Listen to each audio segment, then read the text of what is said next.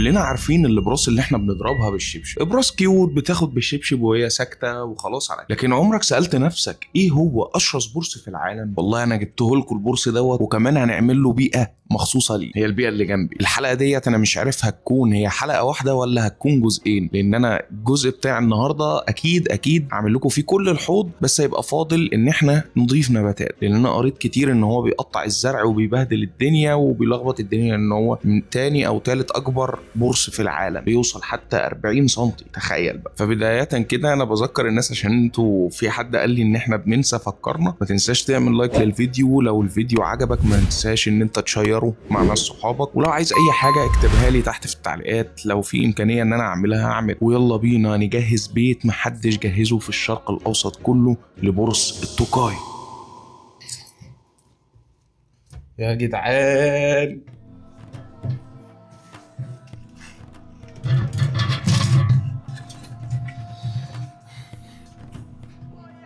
بصوا يا جدعان، مبدئيا كده عايزين نشيل الواجهه، واهم حاجه عايزين نعمله اضاءه عشان نقدر نصور ونقدر نقعد توكاي بامان. يعني هو كده التوكاي مش من محبي الاضاءه جدا يعني، فهو مش فارقه معايا بصراحه، بس انا اللي فارقه معايا عشان انا احط نباتات طبيعيه واعمل له بيئه طبيعيه. يعني زي ما انتم شايفين الجزء ده هيتعمل كشاف. لو عايزين تعرفوا ازاي بعمل الكشاف تقدروا تخشوا على الفيديو اللي هسيبه لكم في علامه الايفون. هو كشاف رخيص جدا وكشاف امن جدا على الاطفال، مش مضر ابدا للاطفال لان هو 12 فولت فمش بيكهرب اصلا. ما تيجوا ناخدوا لفه حلوه كده. مميزات الحوض ده بس من الشروخ والكسور ديت انا عاملها، انا مصمم الحوض دوت بناء على الحوض القديم بتاع السمك. الحوض دوت كان نايم وكان حوض مستوي بالمنظر ده، كان حوض سمك بالمنظر ده، بس انا قمت موقف الحوض بالمنظر ده والواجهه بتاعته هي السقف بتاع الحوض، وشلت الجنب دوت وخليت لي مجرى يجري فيها ازاز 3 مللي، والواجهه كذلك، وفي تحت حوض عشان خاطر لو عايز املى ميه، بس انا مش هملى ميه هنا، التصميم هيكون مختلف تماما. مميزات الحوض ده هي التهويه الجيده جدا، في ازاز، في اضاءه، في واجهه. اللي عايز حاجه زي كده على مستوى الوطن العربي يخش يكلمني، بس يا ريت تكون احجام معقوله عشان خاطر بس انت ما تتبهدلش في الشحن. هروح اعمل الكشاف وارجع لكم على طول. بصوا يا جدعان، عملت خلطه الطين اللي احنا كنا عاملينها في الفيديو ده، هسيب لكم برضو اللينك بتاعه في الاي اللي فوق، خشوا اتفرجوا عليه هيفيد. عامله بالقوام اللي بيلزق قوي ده، شايفين؟ وهاجي بالمنظر ده احط بشكل عشوائي. والجزء دوت كان عندي لحام، كنت لاحم الحوض عشان خاطر الحوض كان بالمنظر ده ما كانش متظبط. يعني انا اتبهدلت عقبال ما خلصت شويه الطين دول. هتلاقوا مثلا في البنطلون هنا او في الشورت ده هتلاقوا بص الدنيا متبهدله خالص، فهو بيبهدل. يعني تقدروا تشتروه جاهز، خشوا اطلبوه من صفحه الفيس او خشوا اطلبوه من لينك الانستجرام تحت، خشوا اعملوا متابعه. انا كده مش هحط ميه في الارضيه، فانا خلاص هوصل خلطه الطين اللي انا عاملها ديت للارضيه، مفيش اي مشكله بالنسبه لي يعني.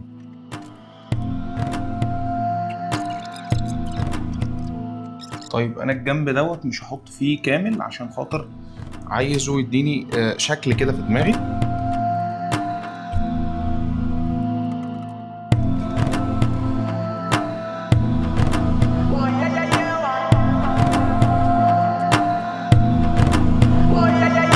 بصوا يا رجاله، انا خدت خشب شجر عادي جدا، بس ما يكونش خشب عطري عشان خاطر ما يبهدلش الدنيا عندي في الحوض. والخشب دوت لازم يكون ميت او مقطوع او مكسور من فترات كبيره لا تقل مثلا عن 4 شهور، بحيث ان الخشب يكون جاف تماما.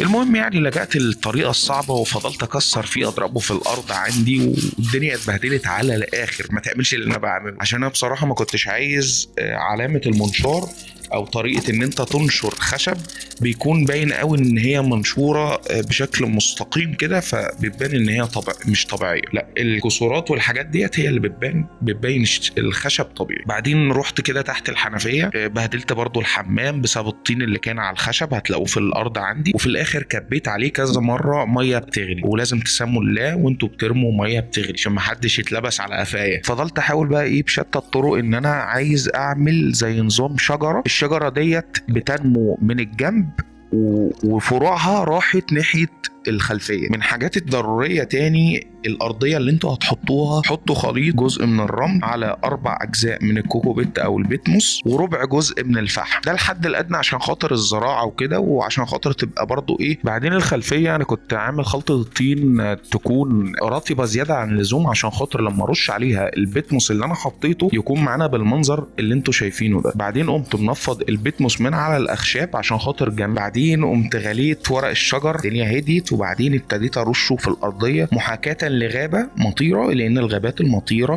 في موسم الخريف ورق كتير بيقع، فبيبقى ارضيه الغابه كلها ورق شجر. هو اي نعم بيكون متكسر مش سليم زي دوت، بس ايه على قد امكانياتي بقى، ما عنديش ورق متكسر. احنا المبدا العام في طريقه عملنا للاحواض ديت ان احنا بنستعمل مواد طبيعيه وبنحاول نحاكي الشكل الطبيعي او الشكل الاصلي للبيئه اللي الكائن دوت جاي منها. للاسف في حته مليانه املاح من الميه مترسبه كبير جدا على الازاز، فمش راضيه تتشال. فالاملاح ديت بتتشال بايه؟ باي حمضيات، شويه ليمون، شويه خل بليمون. وخد لك كام معلومه كده، بورصه توكاي دوت اشرس بورص في العالم، وبورص عدائي جدا جدا جدا، وتسمى باسم التوكاي لان هو بيعمل صوت عامل شبه كلمه توكاي، بيقعد يقول توكاي توكاي. انا والله مش بتساخف عليكم، بس هو بيعمل كده بجد. والصوت دوت بيزيد معاه لما بيكبر في السن، ولما بيحس بخطر بيعمل اصوات تانية. وديت برضو يعتبر زي طريقه تواصل بالنسبه له.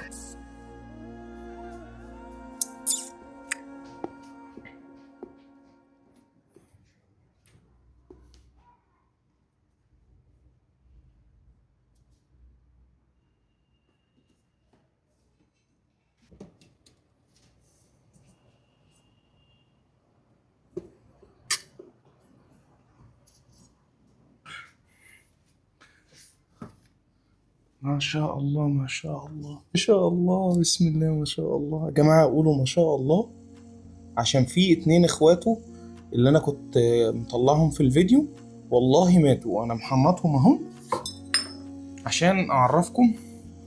وفي ال2 البرد الدراجون برضو وقعوا.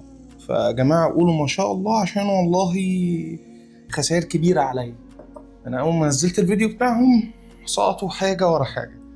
التوكاي كان من اول ما جه ما اكلش عندي، لكن البرد دراجون اكل، وبعد الفيديو بتاعه والله انتهى. فمش كل حاجه هتحصل هقول حسد او حاجه، بس انا والله كل حاجه بتتصور بتموت. فقولوا ما شاء الله، عشان والله دي خسائر كبيره جدا بالنسبه لي، ان هو دوت يعتبر شغلي. عندكم ايه تاني مثلا اللي مات؟ الباك مان مات، في خسائر في الاحواض، احواض بتتشرخ بدون سبب، هيصه كده كبيره قوي ساعات. روعه يا جماعه. والاضاءه اللي هي المحمره اللي انا حاططها ديت مظبطه الالوان بشكل ما شاء الله ما شاء الله، روعه. لسه بقى ايه، واحده واحده هيكتشف المكان بتاعه، البيت بتاعه الجديد.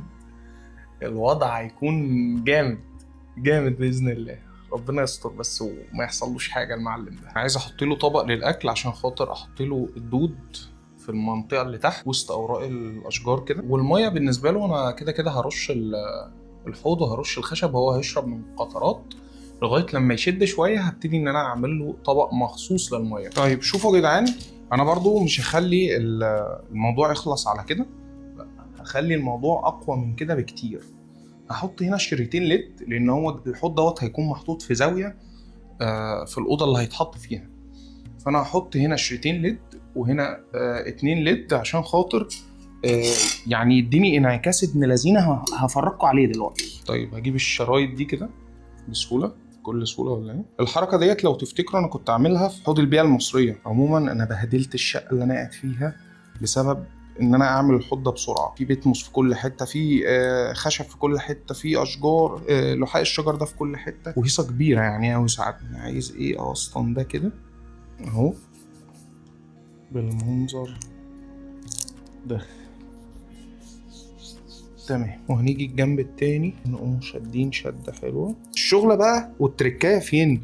التركايه ان احنا لما نيجي نحط الحوض دوت في مكانه، نبعد الحوض شويه عن المكان بتاعه عشان خاطر يدينا اللوك اللي احنا مستنيين. ينور الخلفيه من وراه، هيدينا شكل جامد قوي جدا.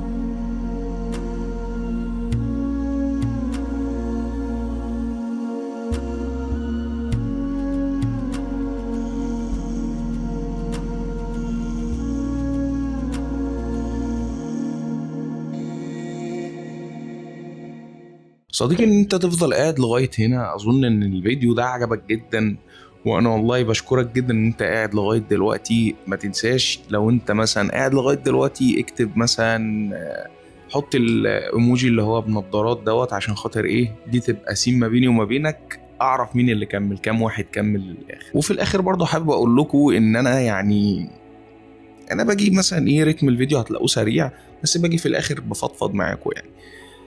انا والله حابب اشكركم، والتفاعل قليل شويه شويتين ثلاثه. هو المحتوى يعتبر لسه جديد، اللي هو محتوى انشاء احواض او انشاء بيئات مخصوصه للكائنات الحيه اللي احنا بنربيها. فانا متقبل ان في البدايه المحتوى هيكون قليل شويه في المشاهدات. ان شاء الله الناس اللي بتسأل على محتوى السمك، لان انا القناة في الاساس كانت محتوى مخصوص لسمك الزينة.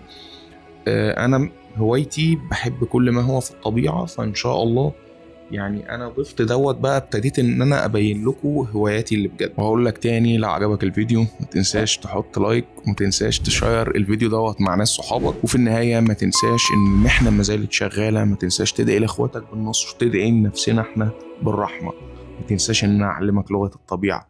ويلا سلام.